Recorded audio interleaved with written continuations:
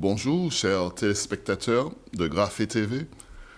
2020 est là et c'est avec joie que nous ouvrons ensemble ce grand livre blanc de 365 pages à compléter. De quoi nous allons les remplir au fur et à mesure ensemble.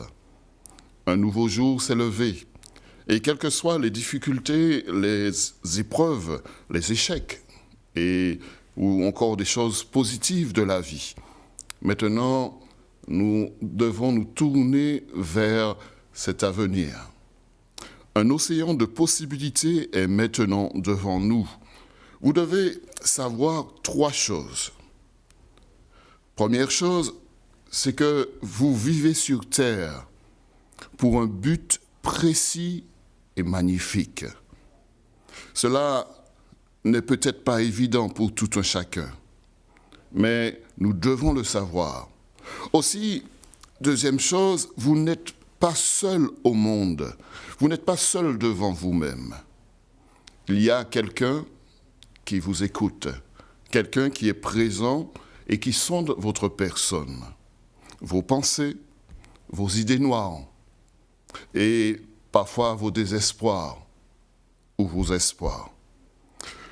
Troisième chose qui me semble très important, c'est que vous avez une valeur infinie et que vous méritez d'être aimé infiniment, même si quelque chose ou quelqu'un pourrait vous laisser penser autre chose. Pourquoi je peux affirmer une telle chose? Simplement parce que les Écritures nous révèlent un Dieu d'amour. La Bible dit « Dieu est amour ». Il a pour vous un projet magnifique de bonheur et un projet de paix, tellement que Christ déclare dans la parole en Jean au chapitre 17, verset 3, « Or, la vie éternelle, c'est qu'ils te connaissent, toi, le seul vrai Dieu, et celui que tu as envoyé, Jésus-Christ. » La vie est la raison de vivre qui vaille la peine et surpasse toutes les autres. C'est de connaître, c'est de rencontrer, c'est d'écouter et de recevoir Dieu, le Créateur. C'est pour cette raison que nous sommes là. C'est pour cette raison que nous sommes sur terre. La Bible dit en Philippiens 4, à partir du verset 4, « Réjouissez-vous toujours dans le Seigneur. Je le répète, réjouissez-vous. Que votre douceur soit connue de tous les hommes. Le Seigneur est proche. » C'est vrai, pour celui qui connaît Dieu, c'est une vie de réjouissance et de joie. Le Seigneur dit encore, au travers de cet épître, « Ne vous inquiétez de rien, mais en toute chose faites connaître vos besoins par des prières et des supplications. Faites connaître vos besoins à Dieu par des prières et des supplications, avec des actions de grâce. »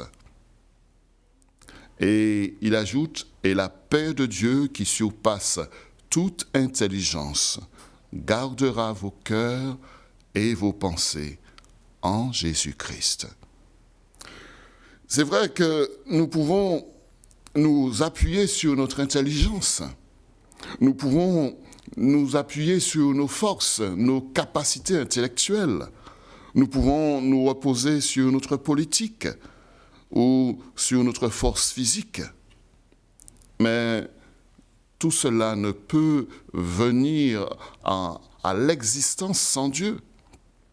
Tout cela ne peut atteindre son efficacité sans Dieu.